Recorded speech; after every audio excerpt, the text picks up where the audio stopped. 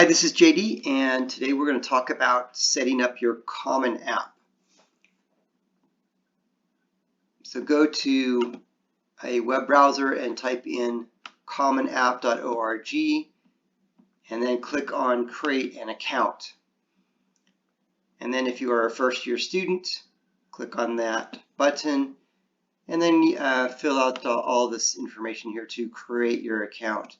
For your email address, please use an email account that you control. Do not use a high school issued email account, because when you walk across stage and you receive your high school diploma, immediately they're going to turn off your email account. And I can promise you that the college is going to send out an important email sometime in June, and that email might be to sign up for a dorm room or fill out this form to match you with a roommate, or it might be to sign up for orientation or some other important event that will be happening. And if it gets sent to an email that bounces, then that student will never receive that email. So please use an appropriate email account. Yahoo, Hotmail, Gmail, whatever it is that you would like to use. Create your password. Please remember your password, and then put in your first name, your given name. So my legal name is Joseph, so I would put Joseph in here. I would not put in JD. Put in your phone number, your date of birth.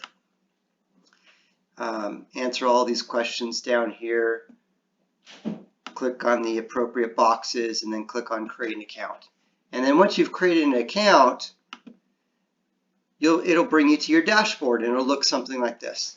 And then you can go through each one of these tabs here and fill in the appropriate information. I want to show you these tabs. So the first one is to look at the college search tab. And in here you can type in the name of the college or what city the college is located in. You don't have to type in the whole name. So we're just going to type in Penn, and then we can scroll down here and see what colleges have the word Penn in it. So here we have University of West Florida in Pensacola. That's not the one that I want. Scroll down. Oh, here it is, University of Pennsylvania. Click on the little plus there, and you can add that to your dashboard. So now that we have this green little arrow, that shows us that it has been added. There's a quicker, faster way to identify and find colleges. Go to the More Filters section, and in here click on the little drop down and click on the appropriate state of the colleges that you are considering applying to. So we're going to look at Arizona. Not all of the colleges in Arizona utilize the Common App, but there are 4 colleges in Arizona that utilize it. Click on Show, and now we can see which are the 4 colleges that are utilizing the Common App. So I'm going to put a check mark for ASU and U of A. Now you'll notice in here that Grand Canyon University and Arizona Christian University and Northern Arizona University are not on here. Even though they are not on here, still fill out the Common App, because there's a section in here where you can create a PDF and print that off and then use that as reference when you're filling out any college application. So even if the colleges, any of the colleges that you're thinking about applying to are not on the Common App, still use the Common App, because you can print that off and use that as reference, and NAU's college application asks all the same questions that are going to be on the Common App. So now we're going to go back over to our dashboard, and we can scroll through here and see the colleges added to our list. So we've got ASU, U of A, and Penn. Let's add a couple more. I'm going to go back to my search section here, and I'll go to More Filters again. And then this time I'm going to click on California, and it shows that we have 44 colleges in California. So let's scroll through our list and see if there's any in here that I am going to be applying to. And I'm going to pick a couple of them. I'm going to pick Cal Lutheran. I'm going to pick Chapman, and I'm going to pick USC. So click that. And now I've added those colleges to my dashboard. Go back to my dashboard over here, and now we can see the colleges. And you can sort them by name, you can sort them by deadlines, and that. This button up here is pretty nice as well. Application requirements, you can click on that. It actually opens up another window, and you've got some statistical information in here. And it says the early decision deadline for Chapman is November 1st. Ignore the 2019 date. Once they upload the new software August 1st, then it'll show you the new deadlines. And you can kind of scroll through here and see what different things are required. So we've got PE and C and G. Click on the little button here. So they do want a personal essay and they want courses and grades. And you can kind of continue scrolling to see what types of things are required. So this is really interesting. I saw this right here, saved forms. What does that mean? So it means that colleges that save recommendations post-matriculation are indicated by a green check mark in the last column. Basically what that means is they are going to save your recommendation letters that your teacher and your counselors have written you, and they're going to save them forever. So it's important to ask that question when it's time to get your recommendation letters. Can you write me a great recommendation letter? Let's go to the Common App tab. Click on that one. And you'll notice right here where it says profile, I don't have a green check mark box. So there's something in here that I need to add in order to get that green check mark box. I kind of went through and I kind of pre-filled most of this stuff up, so that's why I have all these green check marks here. So it's going to have your name in there, and I thought it was kind of funny. I thought Luke Skywalker is the person who's going to be applying to colleges. And does he have a suffix, junior, the first, second, or third, etc.? Have you used any other names? No. What your gender is, your date of birth.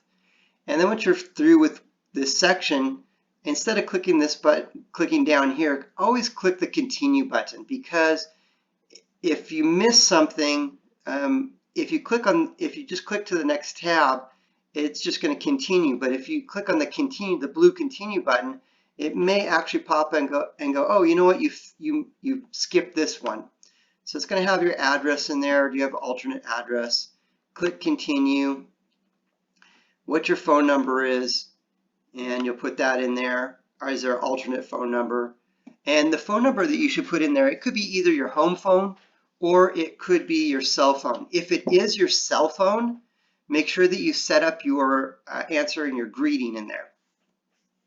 Click continue, and we've got the demographics section, and it asks you about some religious information. So I've got my religion as Jedi in here. Again, I thought that was kind of funny.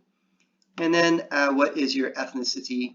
You put in the appropriate check mark boxes there. And then once you're done, you'll click on the yes, I've completed this to my satisfaction. So I want you to notice right here that I have in the citizenship, I don't have a green check mark box in there. We'll get to that one in just a moment. Once I do answer that, I'll have a green check mark there, and then we'll be able to move on.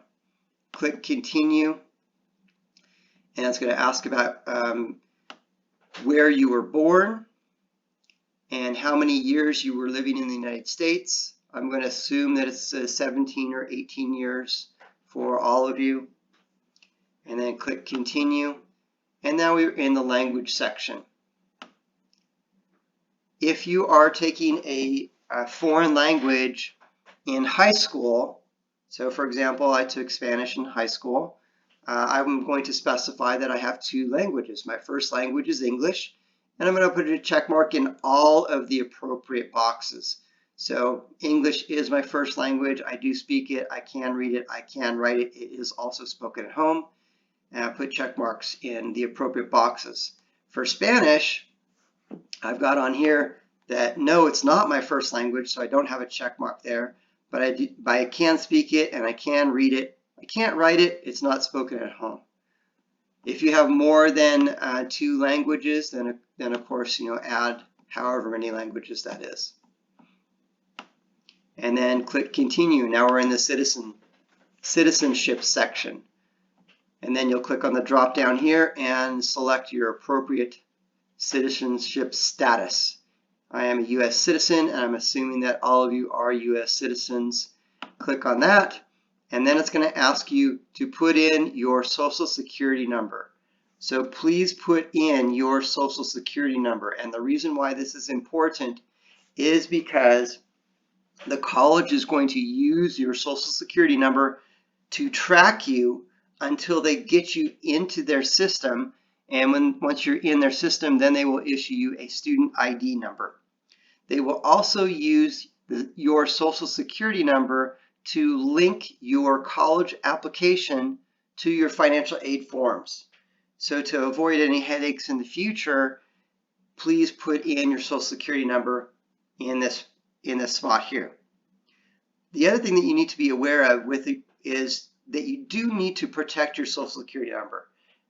Don't give it out to anybody and all that, because if somebody does have a Social Security number, then it is an open doorway for identity theft. Colleges are very aware of the security of your Social Security number. So they do take all this stuff very serious. And in the 14, 15 years that I've been doing this, I have never heard of any college having having anybody hack into their system and get all their data. I have heard the IRS get hacked, but I've never heard of any college getting hacked. So they do keep all this stuff secure and tight. And then click continue. And now we're in the fee waiver section. Click the appropriate button there. And then click continue. And now you'll notice that we've moved from the profile section to the family section. And then you'll fill out this information here. Are your parents married, separated, divorced, etc.? Choose the appropriate response, and then who do you live with? If your parents are divorced or separated, please do talk with me so that we're filling this out so that it's going to match whatever we put on the financial aid forms. Click continue, and you're going to put in parent number 1. It doesn't matter if parent number 1 is mom or dad. So in here I've got mother first, and it is Padme. Again, I thought that was kind of funny. Where was mom born, and what is mom's email address? You'll need to put that in there. And then it's going to ask for a phone number contact for mom. And again, it could be your home phone, it could be her work or her mobile phone, it doesn't really matter. And then which address are you using for mom? And then it's going to ask about what profession she's in and that. And then did she go to college? Yes or no? And what education did she get? So in here I have that she did go to college. And then once you specify how many colleges your parent attended, it's going to pop up and say there'll be a button down here that says add a college. And the school that I chose is Biola University. And then it's going to ask you how many degrees did your parent get? Well, she got 1 degree. It was a bachelor's degree, and then she got it in 1989. So you'll need to ask your parents, what degree did you get and what year did you graduate? And then click continue, and you're going to do the same thing for the second parent. So I've got my second parent as being father, and that of course is Darth Vader. And then what is dad's email address? You'll put in dad's email address as well as a contact phone number for the dad. And then what college that he went to. And so I've got in here that dad also went to Biola because that's where he met Padme. And then what year your father or your second parent received a degree. And then click continue. It's going to ask you about your siblings. If you have an older sibling, that is married and on their own, then you would not include that person in this section. If you have an older sibling and that person is your parents are still helping that person financially, maybe you've got an older sibling that's in college or something like that, then you would include this. You would include that person. If you have a younger sister who's 3 years old, yeah, absolutely, you would include that person. So I've got 2 siblings in here. The first one is Luke, and how old is Luke? He's 10, and he's my brother. And the second sibling is Leia. She is also 10. And what grade is she in? She's been to some. And then click continue. And then it's going to ask you, now we're finished with the family section, now we're in the education section. And it says that up here as well, education. And then you'll click on a button right here that says add your high school. So I have Pinnacle High School in here. And whenever you do that, it always adds the CEEB code. Don't really worry too much about that. That's just a code that College Board and Common App use to track colleges as well as high schools. And then your date of entry. Your date of entry is August 2017. That is when you started high school. If you started at a different high school, and you transferred from one high school to another high school, then your date of entry may be different. But if you are going to be graduating in 2021 and you started at the same high school and you're going to graduate from that same high school, your entry date is August 2017. Is it a boarding school? Yes or no? Will you graduate from the school? Yes.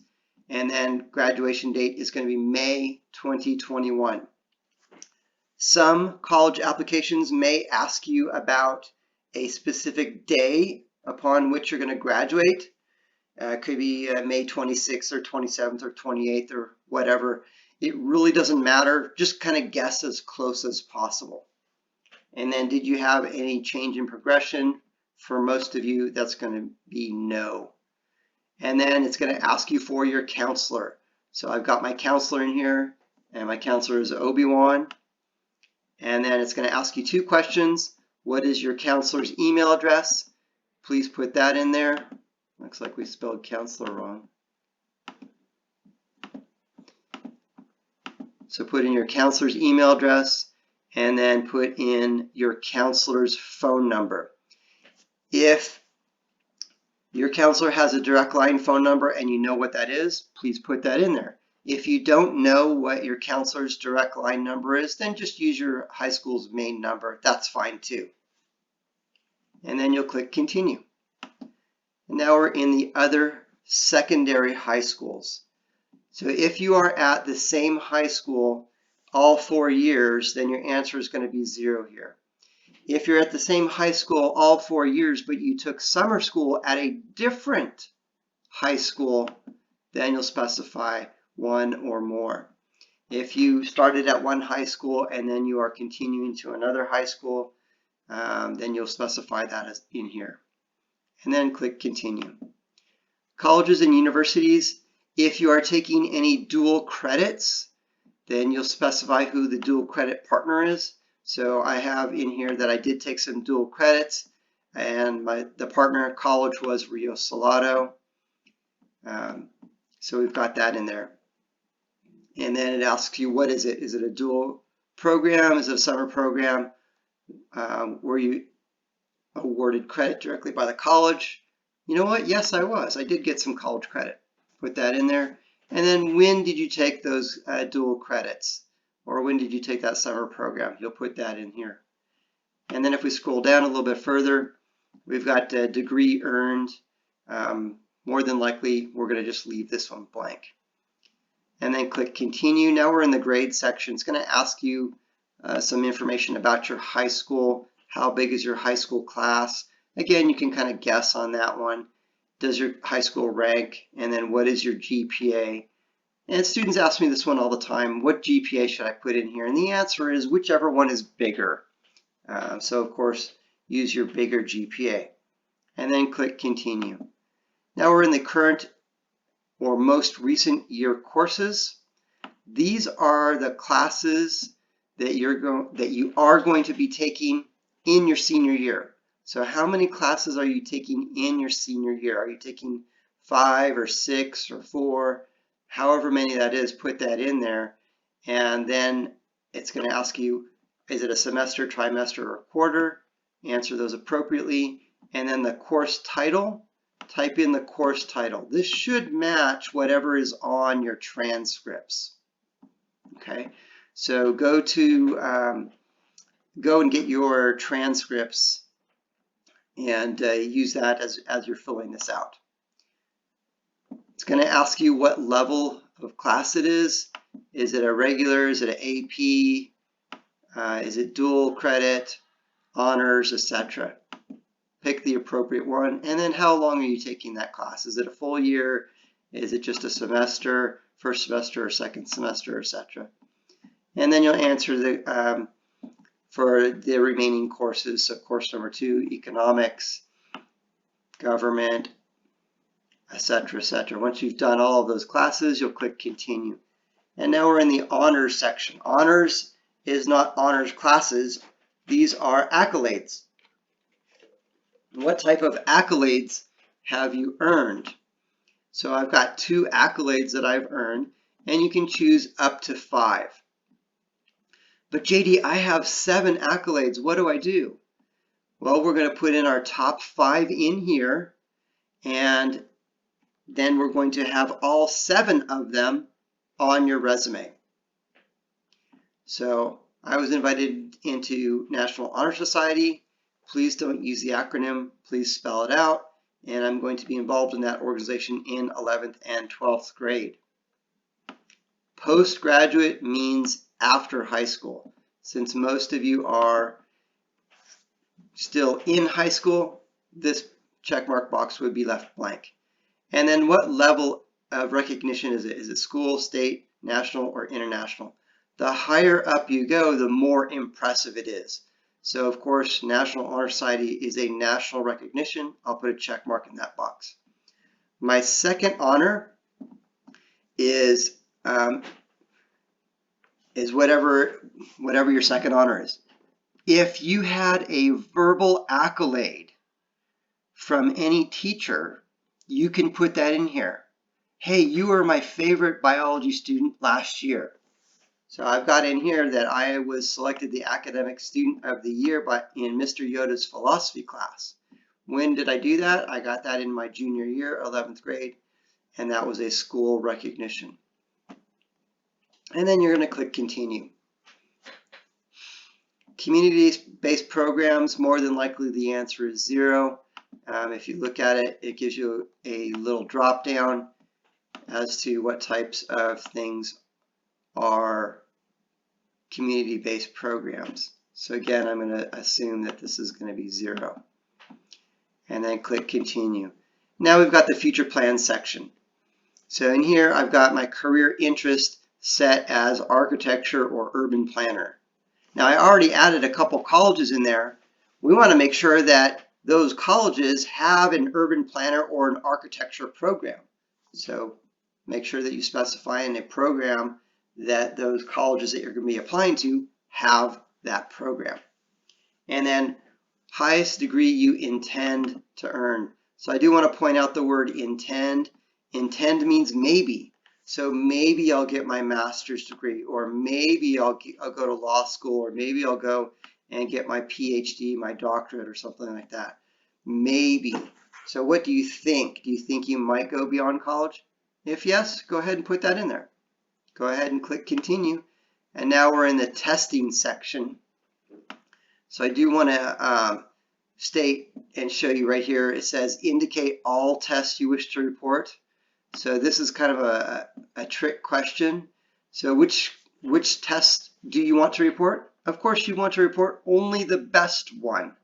And there's a section in here where it does ask you if you will be taking the test in the future. So you would specify that. Click continue.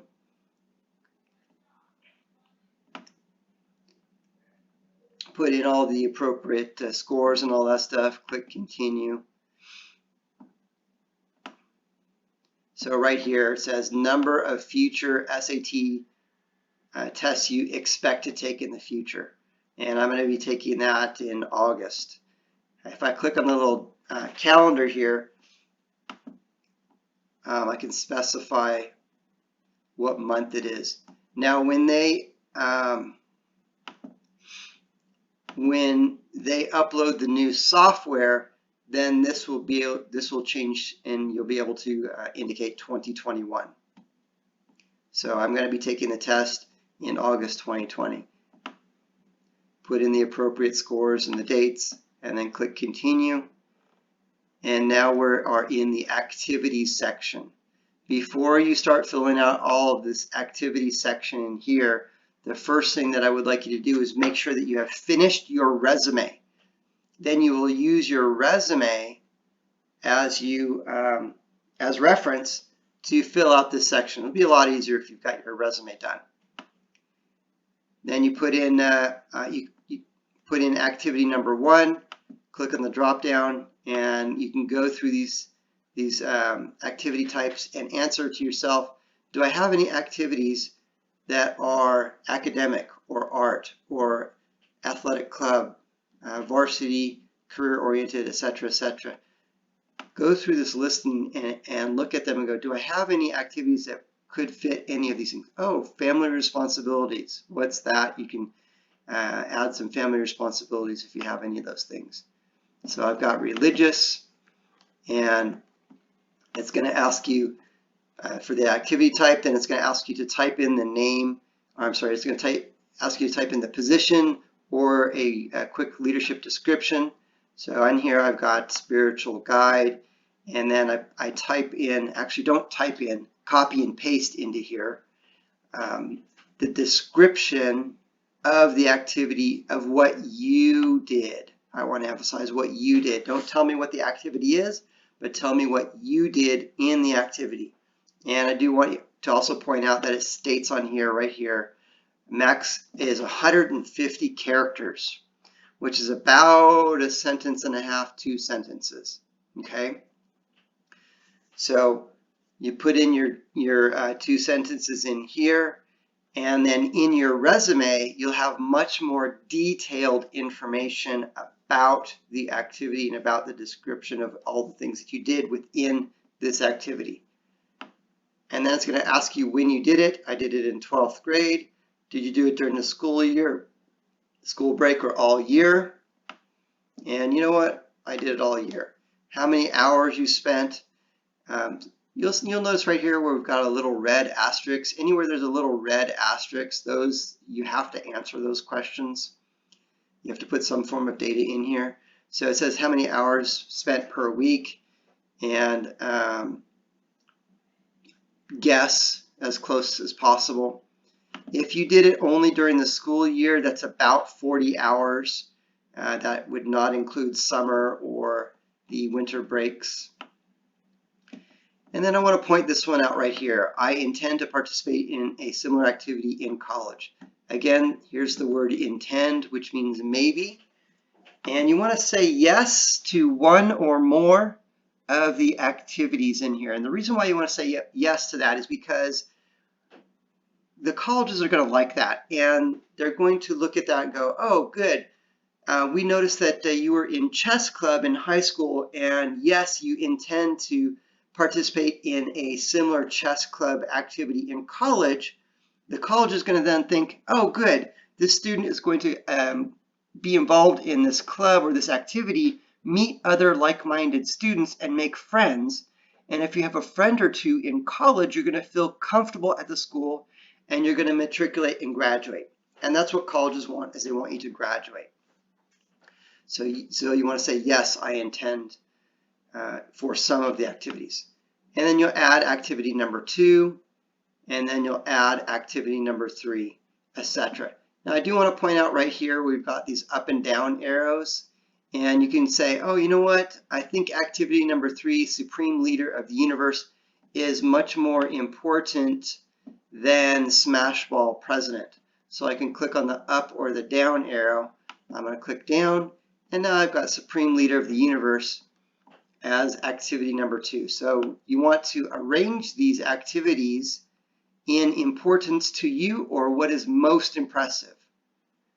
And then click continue and keep adding activities about activity number 4, 5, 6, 7, 8, etc. And now it's down here, it says I have 10 available. And then you'll click on add another activity and you'll keep continuing to add activities. If you really think about it, you probably have somewhere between 12 and 18 or 20 different activities that you have done over the course of your high school career. So you're going to put your 10 most impressive ones on the Common App, and then immediately after you apply to the college, you're going to send an email to your recruiter contact that says, hey, I'm super excited. I applied to your college. I use the Common App. Common App has 10 spots for 10 activities. I have 18 activities. Here's my full resume. Or you could say something like, I've applied with a Common App. Common App has a limited number of characters, 150 characters. Here's my resume with complete total description of everything that I've done in much more detail. At the very top of each one of these subcategories here is a preview button. Click on that preview button, and this is what the college will get. It will look exactly like this. And I want to point out right here where it cut it off right in the middle of a sentence. G-Brain, what do we do? So here's my description of Supreme Leader of the Universe. G-Brain, what do you want to do tonight? Brain, the same thing we do every night. Pinky, try to take over the world. Brain, the same thing we. And it got cut off right in the middle there. And then here's another one for Smashball President. All-American Smashball team as part of the Smash B. So it got cut off not in the middle of a sentence, but right in the middle of the word. So we want to make sure that this reads properly. So I would go back in here and I would edit this and also edit it so that it reads as a complete sentence. You can also click on print to save it as a PDF, or you can actually print it off. Then the writing section. Jennifer's going to talk to you about the writing section. So I've got these colleges that I've added in here. So Cal Lutheran, Chapman, Penn, and USC all require the essay, and ASU and U of A do not require the essay. If you are applying to ASU Barrett, Barrett does require an essay. Same thing with the University of Arizona's Honors College. Then you'll pick one of the prompts, and then you will go in here and you will add, you'll copy and paste your essay in here. Do you want to point out right here where it says minimum 250 words, maximum 650 words, and you got our word counter down here. So it will cut it off if you put in more than 650 words, and it will not allow you to submit it. You won't get that green check mark box if it is less than 250 words. And copy and paste your essay in there.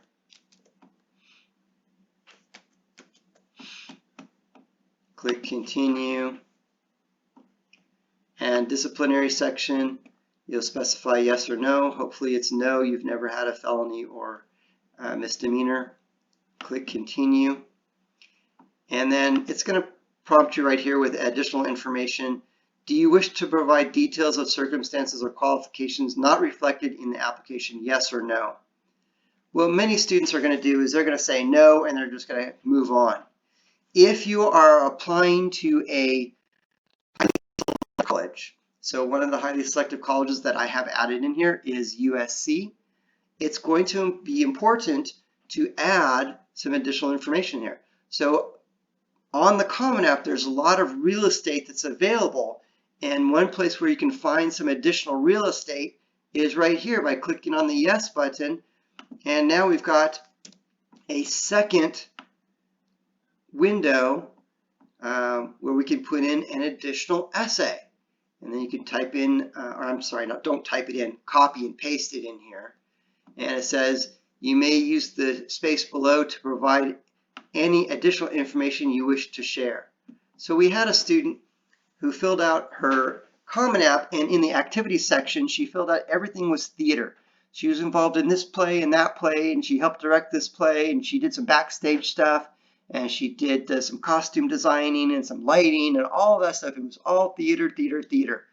And then in the education section, it asks what major you want to study, and she selected psychology.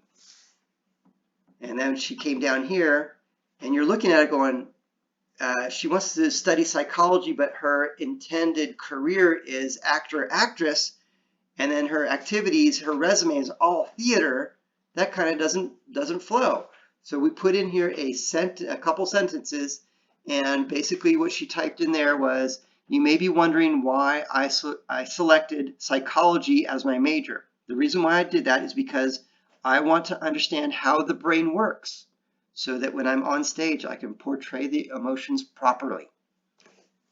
She put that in there, and she was admitted to a whole bunch of colleges. And one of the colleges that she was admitted to was UCLA.